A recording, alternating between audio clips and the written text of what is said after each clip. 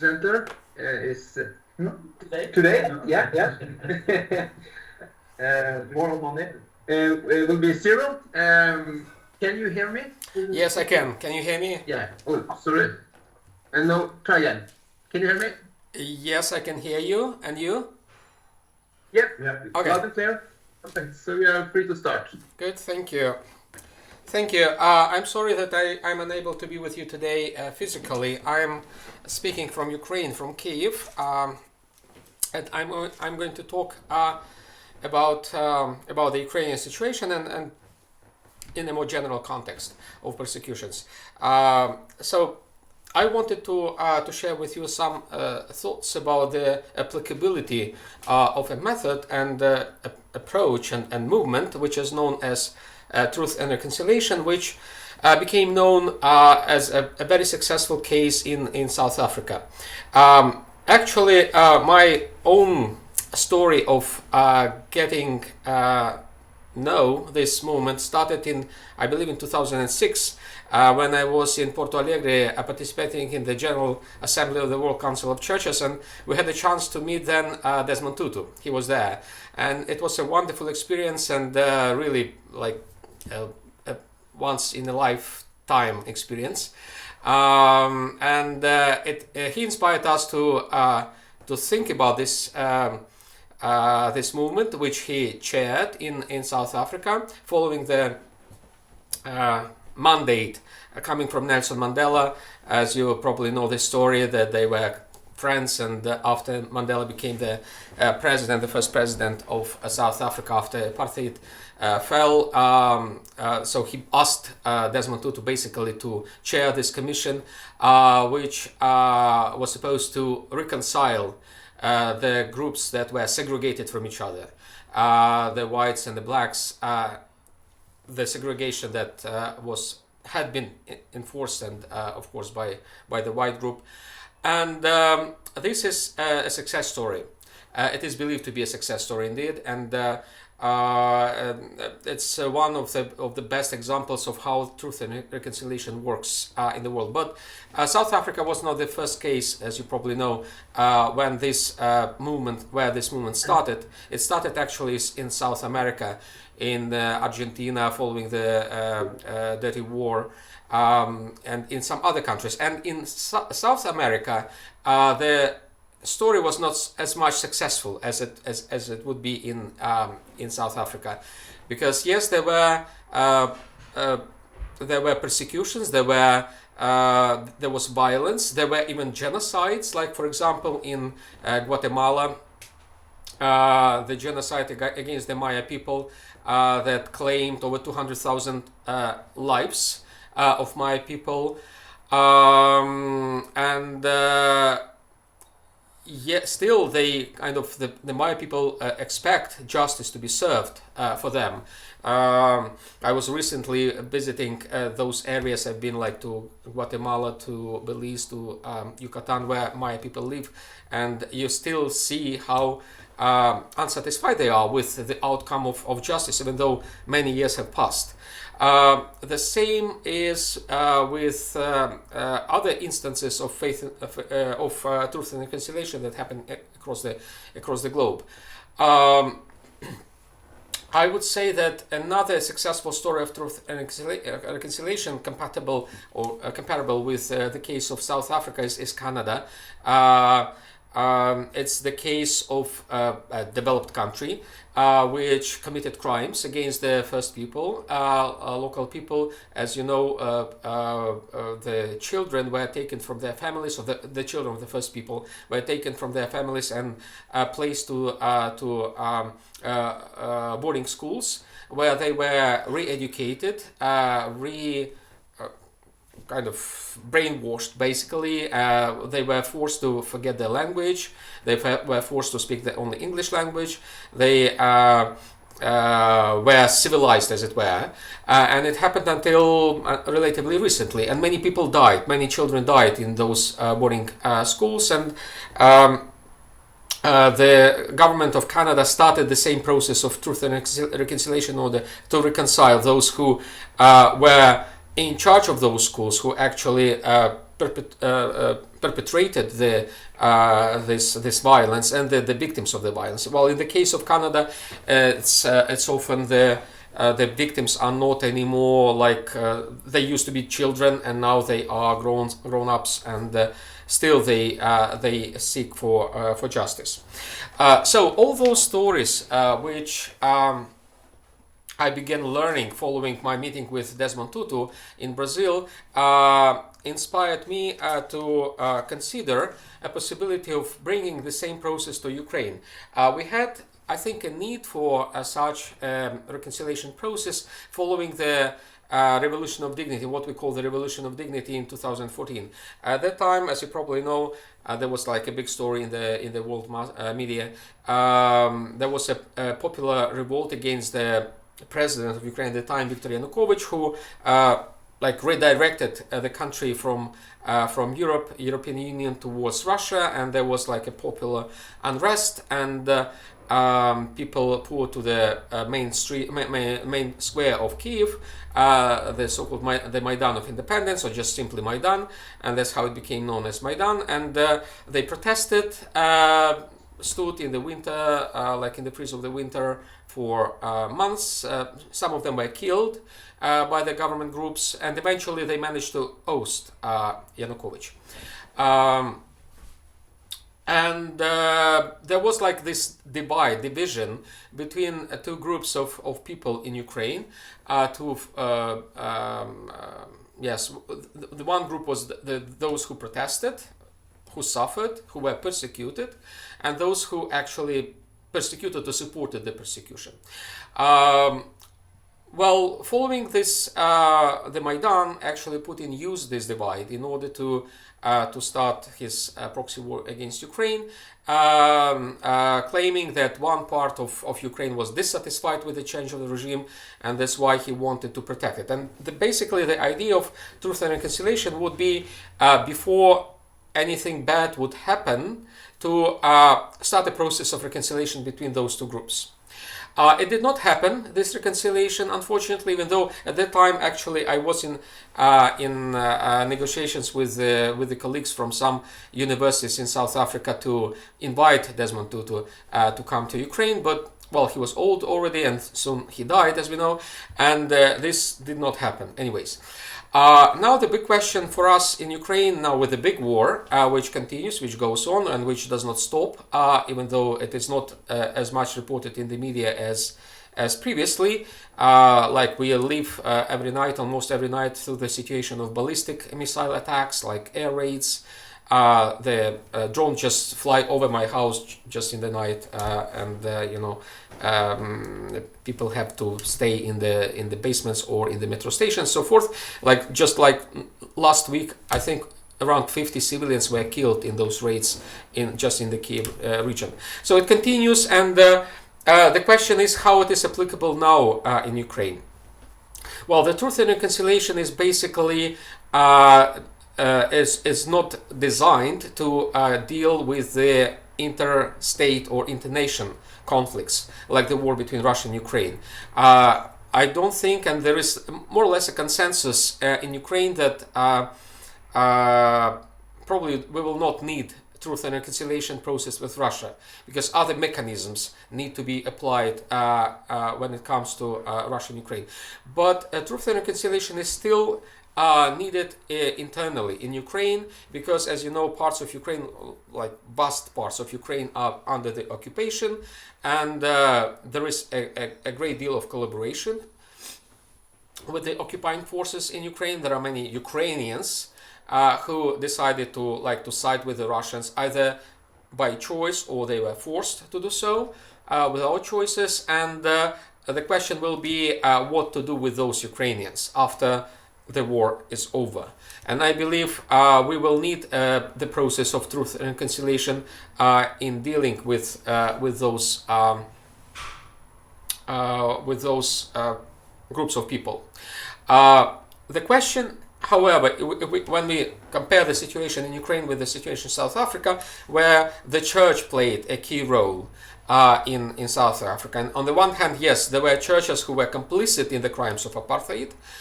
There were churches who supported and even provided theology of apartheid. There were also churches and ecumenical platforms like the South African Council of Churches, which was actually headed by Desmond Tutu, who played a more positive role, who played a role of resistance on the one hand. On the other hand, continue to play this role of reconciliatory force in South Africa. The question is, what could be the counterpart of the South African Council of Churches in Ukraine? We actually have an organization which is very similar, which is called All Ukrainian Council of Churches and Religious Organizations, that includes not just Christian churches but also Jewish and Muslim communities, which are quite sizable in Ukraine and quite thriving. And I should say it's in contrast to many Western kind of situations and contexts, in Ukraine, Jews and Muslims, they really go along very well. There are no conflicts, and they even pray together for the peace in Jerusalem, something I cannot imagine basically in the West. And that's why we in Ukraine we are blessed to avoid this dichotomy between West right-wing Islamophobia and left-wing anti-Semitism, which we can often observe elsewhere. In Ukraine we don't have this situation, even though don't have this kind of division, but we have the division, rather deep division between the Orthodox churches, the largest churches in Ukraine. They cannot stomach each other, and there are conflicts, and it cannot be helped. But anyways, the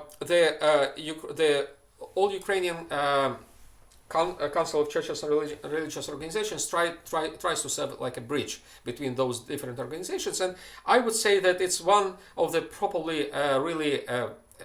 it's one of the cases which is very close to Desmond Tutu's SACC, the South African Council of Churches, in terms of the capacity, of possibility of reconciling. Actually, these days, this council is celebrating its 35th anniversary. And actually, these days we have in Ukraine, in Kiev, your own guy from South Africa, Jerry Pillay, who is the General Secretary of the World Council of Churches. He is visiting the churches here, and he's here with us.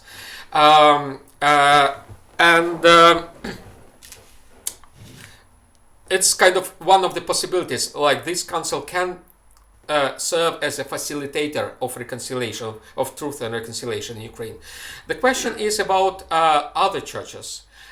Just like in South Africa, there were churches like the Dutch Reformed Church, which, as I mentioned, and as you know, was quite complicit in the system of apartheid and contributed to the system. We have our own churches like that, which is primarily the Russian Orthodox Church, which actually provides both theology of the war. That's why the Russian Orthodox Church has declared, the Patriarch of Moscow has declared this war as a sacred. And it's not just this declaration, it's like a developed theology that they try to produce that underpins this war, basically. But also in praxis, not just in theory, but in praxis, this church does a lot in order to bring people around Putin, to consolidate Putin's support, and to consolidate the support to the war. There are various forms of modern persecutions in Russia and on the occupied territories of Ukraine. They are very similar in their pattern. So parts of Ukraine like Crimea, like Donbass, the east of Ukraine, and the southern part of Ukraine occupied recently, they are now under the occupation, right? And the churches face very severe, harsh persecutions on those territories. I had a chance to report, and actually there are many groups that report about those persecutions. The most persecuted group in Russia and on the occupied territories of Ukraine are Protestants, mostly evangelicals. If you take, for example, the Donbass area, the east of Ukraine, which has been occupied since 2014, before the occupation, before the war, the number of the evangelical communities in the east of Ukraine was comparable or even larger than the number of the Orthodox communities, which is kind of more traditional for Ukraine. So it was a huge group of people who have been eliminated now. Some of them were killed, some of them were forced to leave, to convert, whatever.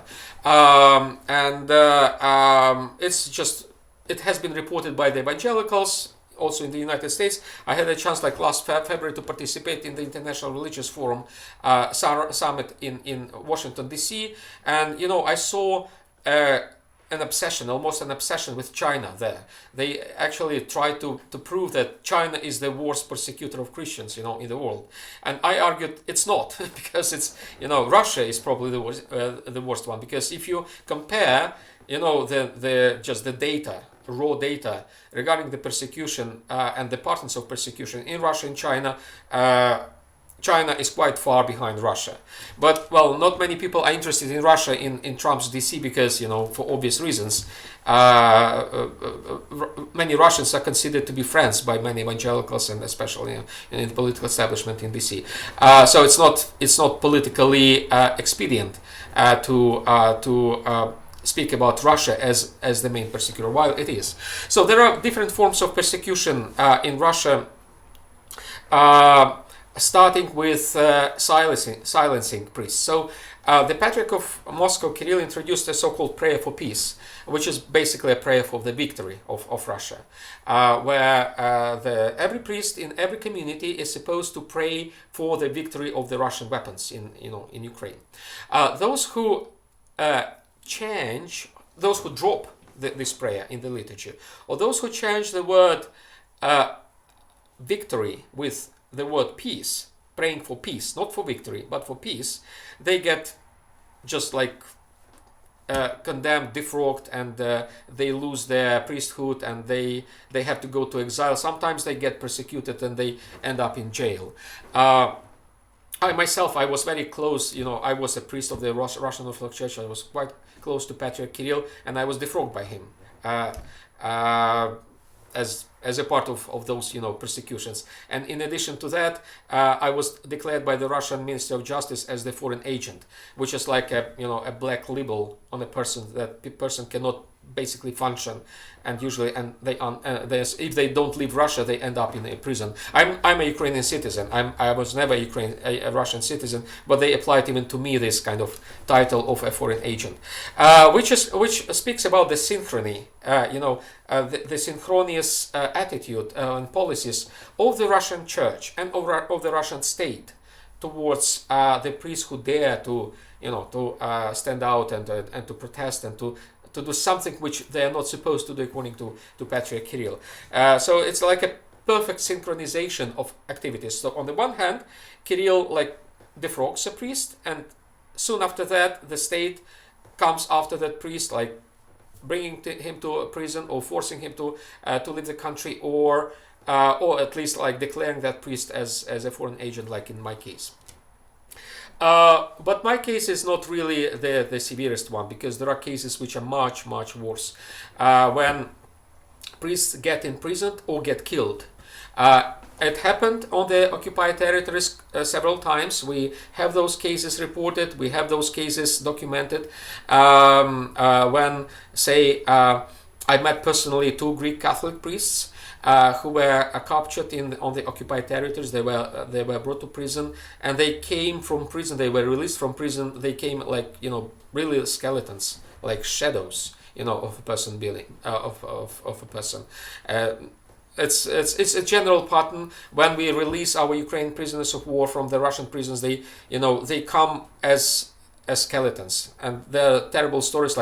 One of those prisoners, he said that I was dreaming for 2 years to eat an apple. The kind of the biggest dream of his life in the prison was to have an apple. And I know those priests were treated in the same way. They were released, fortunately, but they cannot function. Basically, they are like broken people. And they were quite fortunate, because some were not released, because some were killed. or some died in the harsh conditions. And this is exactly in our time, like in the West, as we believe to be, Ukraine to be a part of the West, which I don't believe it is. But anyways, it's a different story. And it's happening also in the name of Christianity. That is the paradox, and this is the difference between Russia and China. Because in China, at least, if they exercise some pressure, they don't do it in the name of religion. They do it in the name of ideology. In Russia, they do it in the name of religion. And basically, Russia claims that we came to Ukraine to protect Orthodoxy from impurity, the Christian impurity, from all those heretics, Catholics, Protestants, Evangelicals, who bring impurity to Ukraine, and we just want to cleanse this land, from this unorthodoxy. And the paradox of this attitude is that yes, they say they come to protect Orthodoxy, in Ukraine, but basically the majority of the churches that have been destroyed, the majority of the priests and people of the church who have been killed are the members of the Orthodox Church. Of course, other communities also have suffered a lot, including like Jewish, Muslim communities, and of course Evangelical and Catholic. But the majority still are the Orthodox, and this is exactly this paradox of the Russians say that we come to liberate you, we come to make your life better and easier, and in fact they kill everything, and they destroy everything.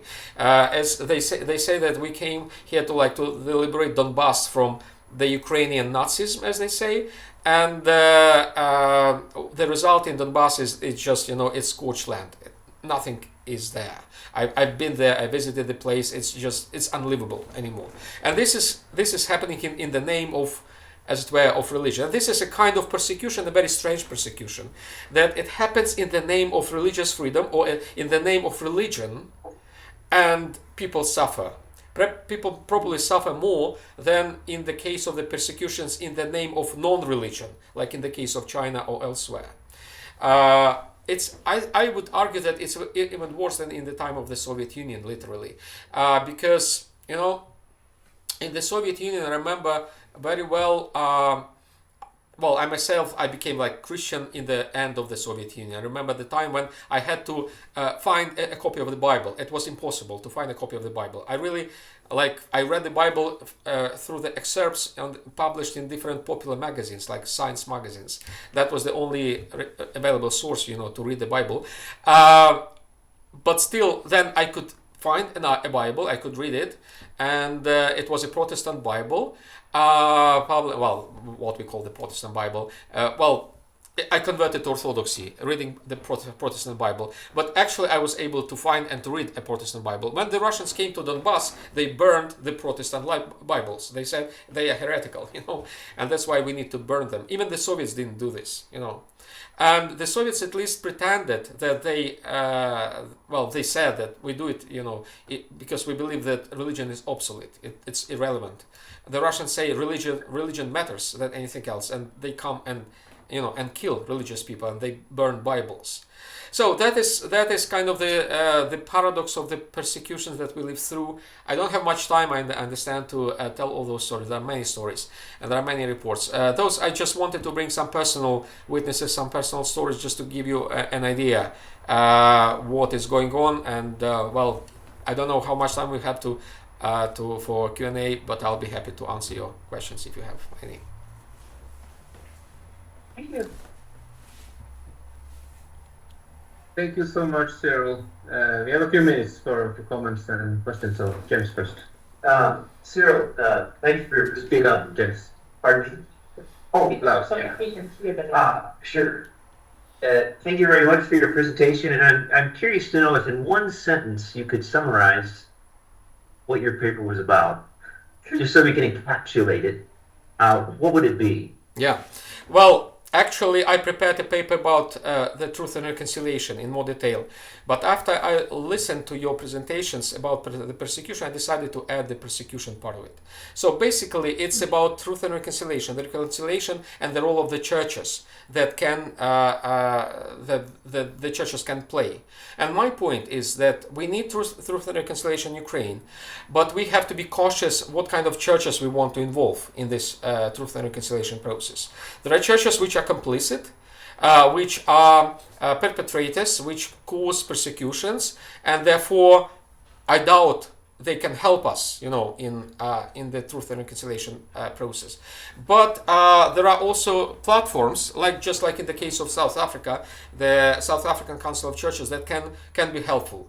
So that's my point, that we may learn, we may want, and we should learn from the experience of South Africa, for example, and other contexts, and to apply this knowledge in our case. But of course, our case is, it's our case, and we need to modify this experience accordingly. Yeah. Thank you. Is this what I'm Yeah. Let's see. I think my question is literally just popped in my head when you just said that. If during the Truth and Reconciliation Committee conference happens in Ukraine when all of this is over, hopefully, if churches that have been complicit are essentially left out or ignored. Now, if y'all ask and they're invited and they choose not to, totally different things. But if they're ignored or left out, then aren't you not truthfully reconciling? Because if they're not invited, they can't come to the table. Right. Well, the truth and reconciliation is not really about the churches. It's about the people, about the victims. And the churches can help this or can not help this, basically. So the very idea of truth and reconciliation, it's not ecumenical. It's not about ecumenism, which it's about the reconciliation between the churches. It's about more down to earth processes when people, regardless of their church affiliation, need to be reconciled. So the churches can be facilitators or can be seen as perpetrators or can be seen as enablers of the persecution. Because, for example, I believe if we take, for example, the case of the possible mediatory kind of role of the World Council of Churches, my question is can the World Council of Churches be a facilitator of reconciliation, or is it really more an enabler by appeasing the Russian Church and treating the Russian Church as a partner, as a privileged partner? So how, on the one hand, you can treat a church which proclaims, the sacred war, which helps Putin to persecute Christians in Russia and on the occupied territories, is a partner of the World Council of Churches. In this case, can the World Council of Churches be a facilitator, or it's just a bystander, meaning an enabler of the persecution? It's a question. I don't have an answer to this question.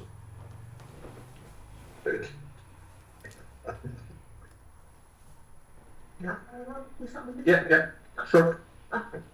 With that said, so if we're not inviting the big church denomination, whatever you want to call it, you're talking more on the ground, so even Russian Orthodox people, congregants, members, can still have these conversations with evangelical.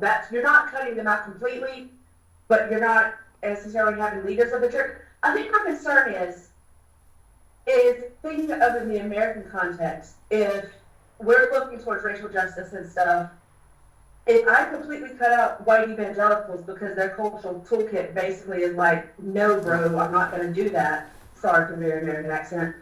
Then I'm never going to get anywhere, and I might as well give up. So I'm curious how, and I would love to have this conversation because I have really good friends who have Ukrainian missionaries still there on the ground. So my heart breaks for y'all, truly. So I'm not pushing this to be mean or anything. I'm just how. I will never understand the difficulty because I've never walked in those shoes.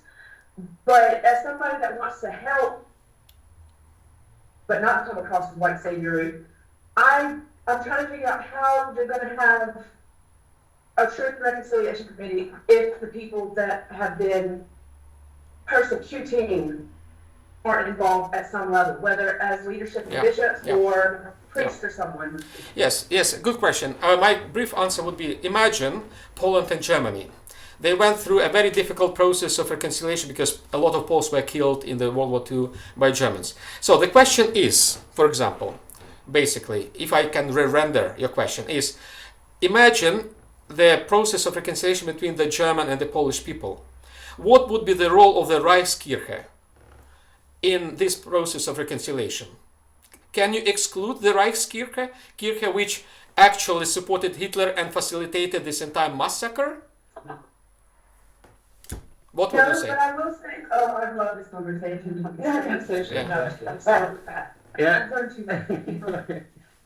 Yeah, we are there in terms of our time. Thank you so much, Cyril, for your what you shared and your answering questions, and yeah. And may God be with you. Thank you. And it feels awkward to sort of stop that kind of conversation.